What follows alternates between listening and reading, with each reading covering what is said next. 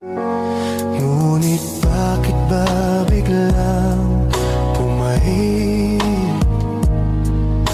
Pangarap na dati kay Ricky, pati ng tamis sa iyong labi, naging luha sa bawat mo